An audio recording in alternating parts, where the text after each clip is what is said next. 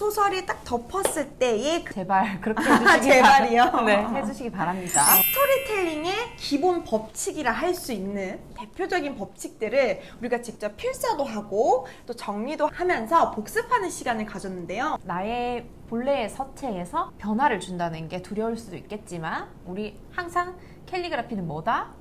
그림이다. 그림이기 때문에 크기 변화, 굵기 변화 자유롭게 주시면서 연습을 계속 하다 보면 자신의 서체와 또 그쵸, 아름답게 닮아가고 만들어지죠. 이제는 웹소설로 나아가는 단계이기 때문에 네. 캘리그라피를 포함해서 여러분이 쓰는 작품에 대한 피드백도 계속해서 드릴 예정이니까 네. 그 점도 기대해 주시면 좋을 것 같아요.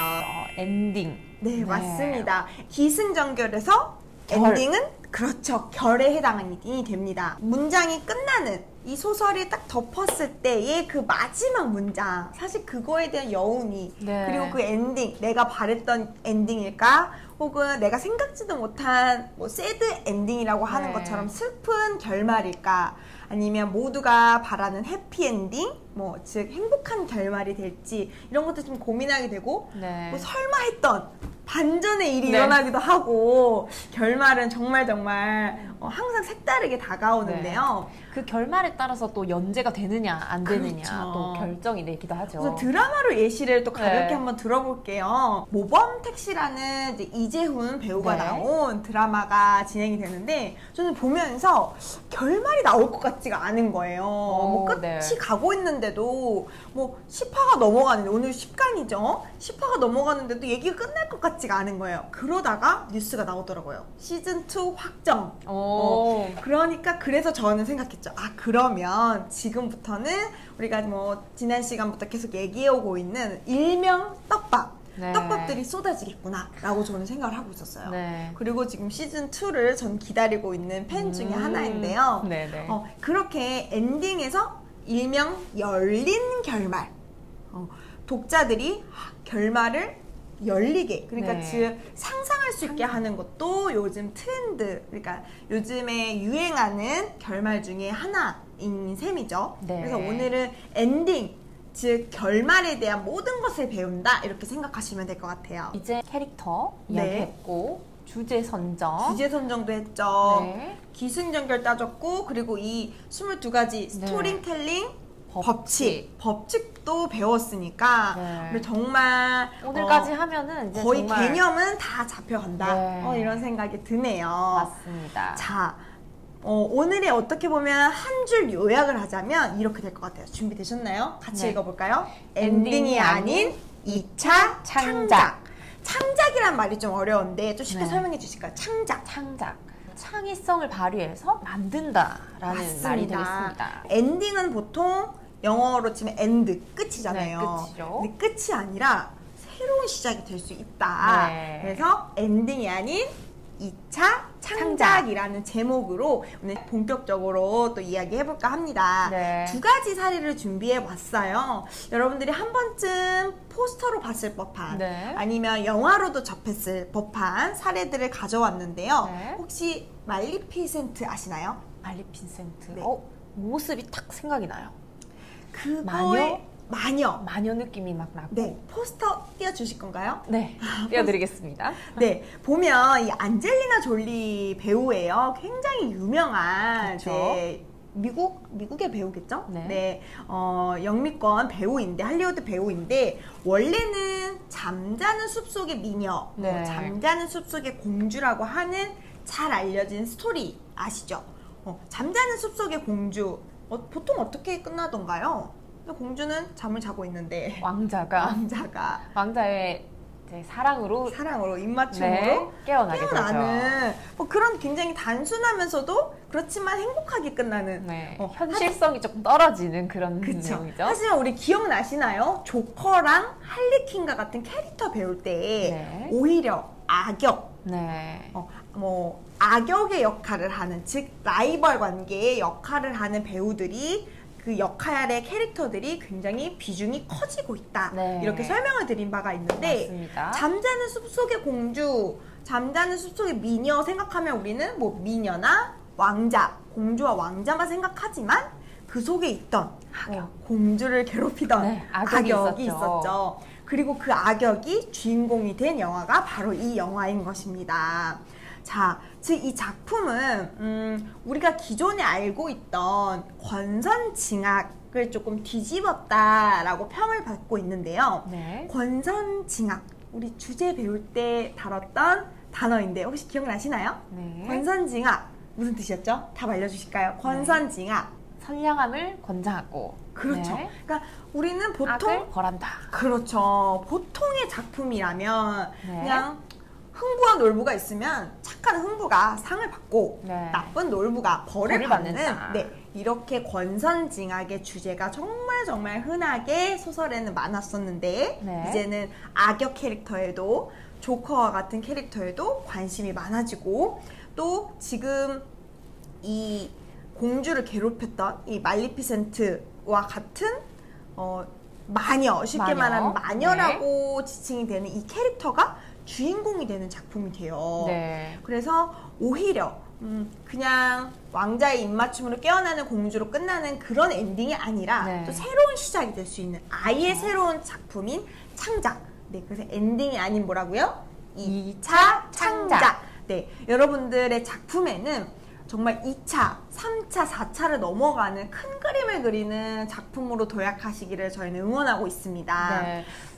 저희가 처음 예시로 들었던 것 중에 뭐 신과 함께라는 웹소설이 영화화가 됐던 이야기도 했었고 네. 또 이제 대표적인 몇 가지 웹소설들이 드라마나 영화가 될 때 그 세계관을 그리잖아요. 네. 보통 한 권에 끝나지 않고 독자들의 인기를 얻고 네. 그다음에 작품성을 인정받아서 뭐 2권, 3권 이렇게 늘어나는 경우들이 많잖아요. 네. 우리도 좀 그런 작가로 성장하면 어떨까 싶은데요. 네, 제발 그렇게 해주시기 제발이요? 네, 해주시기 바랍니다. 제가 뭐 항상 너무 이제 어려운 미션 드리나 생각도 네. 들 때가 있지만 사실 여러분의 그 가능성을 오늘 작품에서도 봤고요. 네, 캘리그라피도 이렇게 따라오신다면 웹소설도 기대해 볼만하다. 네, 저희는 이렇게 생각하고 네. 있습니다. 그래서 흥미롭게, 즐겁게, 그리고 우리의 그 개념들, 설명들을 여러분들 잘 이해하고 숙지하신다면 아마 보는 눈도 좀 달라지지 않았을까 싶어요. 네, 맞습니다. 뭔가 책 표지도 괜히 한 번 더. 한 번 더 보고 캘리그라피 나라면 이 나라면? 표지를 이렇게 했을 것 같다라는 생각이 드실 수도 있을 것 같고요. 나라면 이 주인공을 네. 이런 성격으로 만들지 않았을까? 네. 그리고 캘리그라피 같은 경우는 제가 말씀드렸죠.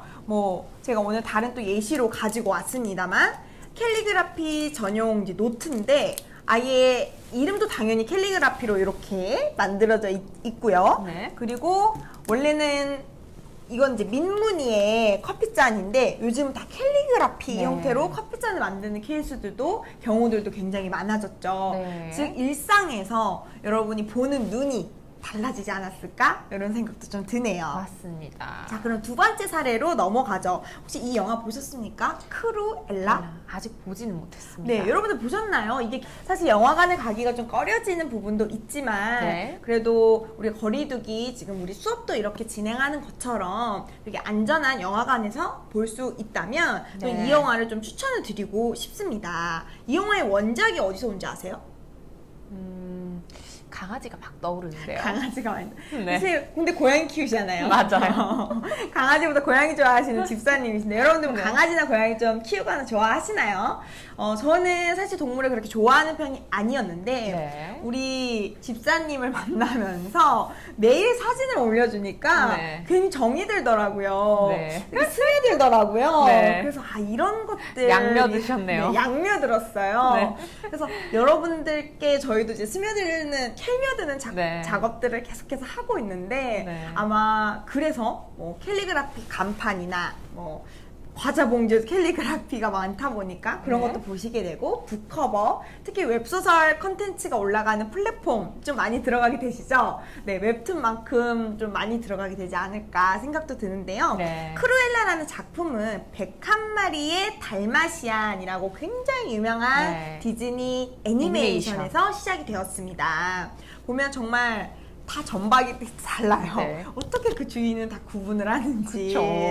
101마리의 그 달마시안 속에서도 악역이 있었습니다. 그쵸. 그 악역이 주인공이 된 아까 미녀 잠자는 숲속의 미녀에서 나온 말레피센트처럼 네, 101마리 달마시안의 악역인 크루엘라. 저는 사실 솔직히 고백하자면 이 악역의 이름을 몰랐어요. 저도요. 근데 이 캐릭터가 당연히 이름도 있고 굉장히 중요한 역할을 했더라고요. 이번에는 이제 엠마 스톤 배우가 연기를 하죠. 저는 이 엠마 스톤이 연기를 한다고 해서 그래서 이게 무슨 영화인가 그렇게 관심을 가지게 됐었어요. 그럴 수도 있겠네요. 그리고 아마 포스터 보시면 이제 느낌이 나오시죠? 네, 어떻게 돼 있나요? 캘리그라피로 돼 있죠. 캘리그라피로 작품되어 있습니다. 그래서 우리 이제 붓펜으로 이제 2차 우리 2교시죠. 네, 2교시 때 연습할 때 이 크루엘라도 포함해서 우리 연습을 할 거니까 한 번 더 기억해 두는 걸로 하고요. 크루엘라 같은 경우에는 특히 이 악역의 젊은 시절을 다룬다고 해요. 우리가 이 영화를 다 스포를 할 순 없겠죠. 마치 스포일러. 미리 말씀드릴 순 없겠지만 일부 조금 공개를 하자면 알려진 바에 따르면 이 악역의 젊은 시절이 나온다고 합니다. 그러니까 이 캐릭터의 서사, 스토리텔링, 그리고 성격을 성격이 담기는 영화인 거예요. 굉장히 특이하네요. 어떻게 보면은 악역에는 관심을 가지지 않겠지만 이 주인공으로 만들면서 그 악역에 좀 더 집중하게 하고 어린 시절을 담아내면서 어떻게 이 크루엘라가 그렇게 악역으로 성장하게 됐는지 그런 것도 보여주는 것 같습니다. 자, 굉장히 중요한 이야기를 지금 설명을 드렸습니다. 왜 악역이 되었을까? 그리고 그러니까 성장 배경, 어릴 때는 어땠을까? 자, 조커 같은 경우에 특히 할리퀸 역할을 매번 설명드리고 있는데 할리퀸이 처음에는 그런 모습도 아니었고 막 이렇게 염색하는 뭐 얼굴 뭐 화장법 이런 것도 아니었고요. 이전에는 그냥 간호사, 평범하다고 보일 만큼 그냥 일반적인 간호사였습니다. 성격도 굉장히 온순한 걸로 캐릭터 설정이 되어 있었습니다. 하지만 이제 조커를 만나면서 조커의 사랑에 빠지면서 성격도 변하고 비주얼적이라고 할 수 있는 외모도 변하게 되는 과정인데요.